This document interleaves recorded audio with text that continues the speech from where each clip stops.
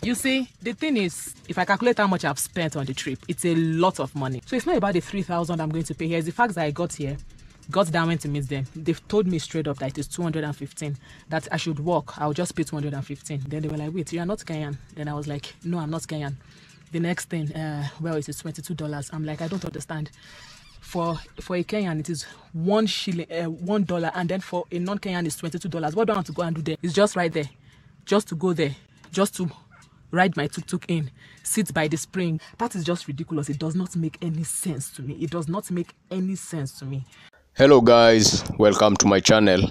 Now there's a burning issue that I have noticed trending around other YouTube channels and other social media sites, and mostly it's coming from people who are coming to visit Kenya for the first time, and people from the diaspora, or African Americans, Nigerians, people from Ghana, people from everywhere right now are doing a lot of content about Kenya and how beautiful Kenya is in terms of features, how beautiful Nairobi is, how about M-Pesa, about our internet.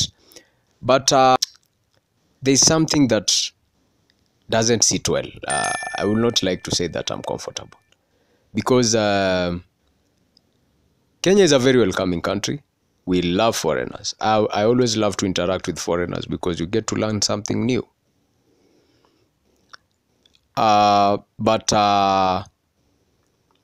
about the issue of having different rates for the game parks, the game reserves, Masai Mara and other places, this is a hot debate, because on one side, these are our brothers. These are people from who are from the same ancestry. They are from the motherland, and we do not want them to feel like we are segregating each other. We are working harder to segregate instead of trying to bring each other together. But then on the other side, this is where the issue now comes. It's been very hard. Kenya is one of the only countries in the world, if not in Africa, where animals roam the wilderness. Expansive lands have been allocated for animals to just roam free. I believe so many other countries don't have lands just dedicated for animals as Kenya has done. And the bigger the lands, the more expensive it is to police those lands. The more expensive it is to fly choppers inside those parks. The more expensive it is to tag those animals, to water them. These days, because of climate change, their dams have to be built for them. And so many countries have zoos. This is not a zoo. We don't have zoos in Kenya. Zoos, just 2 tigers, 1 buffalo, 1 lion in a cage, and a few other people. And you just have how many workers? 50 workers in a zoo. Do you know how big KWS is, and other organizations that are just working in sync to ensure that our game parks are left alone by poaching? It is very expensive, very expensive. And initially, even Kenyans could not afford. They could not afford to go into these places. The government had to come up with a plan whereby most foreigners who used to come were from the rich European countries initially, and they will do these safaris, and we'll only see it on TV. But then the government came up with a plan to have domestic, to push for domestic tourism. And that is where companies like most Kenyan-owned tourist companies started. Initially, we had just foreign-owned companies. I don't want to mention their names. And Kenyans now have embraced touring their own country. We also love touring our own country. We know that we have a country that has so many things to see. Most. Okay. I've seen you before. I don't know where I saw you. YouTube. Huh? On YouTube? YouTube. How much am I supposed to pay for making a tuk-tuk in? The person who told me to come here, I'm coming from Camp Bedouin. They said it's 250.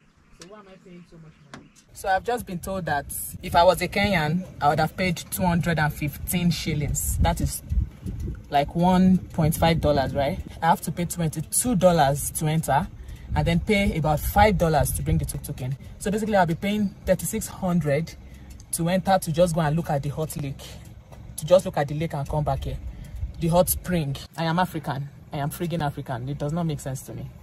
So I'll just go back.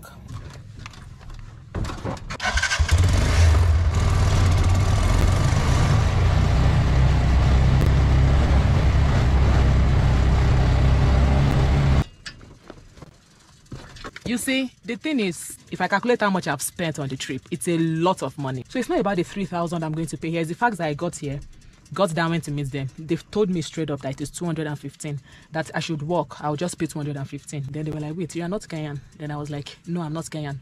The next thing, well, it is $22. I'm like, I don't understand.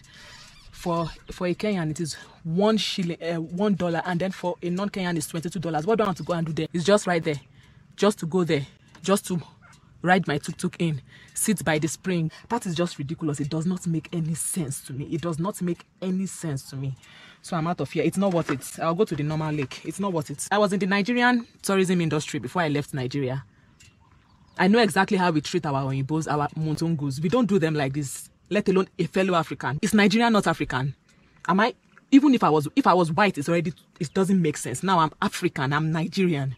And then I can't even explore. It doesn't make sense. So I'm leaving. Let me just explore the roads. It makes sense to me.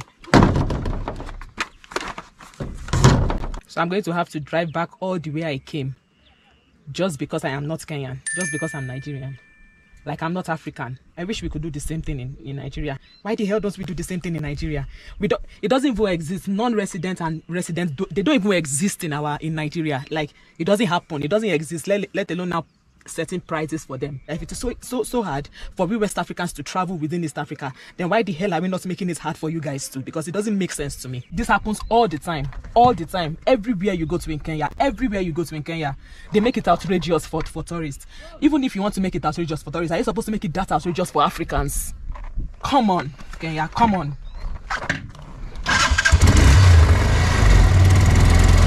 Kenyans do road trips.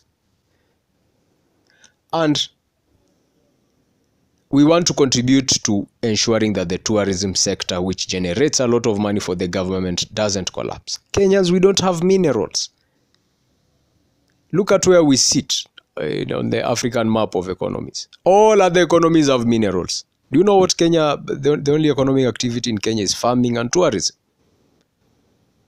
And mostly it's service industry. Banking, tourism, tea, horticulture. And those are our biggest sectors. So, if people are coming from countries that are more endowed in terms of natural resources, if people are coming from countries that are endowed in terms of their first world, what is as small money as in Kenya as compared to maybe Greece? There are places in Greece that are extremely expensive. Do you know how expensive it is to go to Dubai?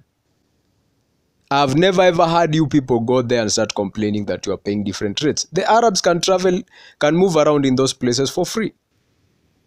But they have conserved their own environment and it has costed them a lot. It has costed a lot of tax. We are taxed heavily. You people should see how much Kenyans are taxed as compared to other. That's why you complain, because it's expensive here. It's expensive to live in Kenya. Most of our sectors are very delicate. We live in a very arid country. Most of our parts of our country have to be fed using government money. They can't farm. Small droughts, and these people are dead. And we have to water for those animals and do things for those animals. And you people are complaining about paying. If you cannot afford coming, surely, I don't think you should come. Make money and then come. Don't come here to survive. Don't come here if you're not skilled. Here we do not have, most people here are very, very, very, very hardworking, and they push themselves on awkward jobs. So pick on any job you can do in Kenya and let us push this economy. And maybe after guys start getting citizenship, then there you can say that now you are a citizen, you can access these things at the rates of Kenyans.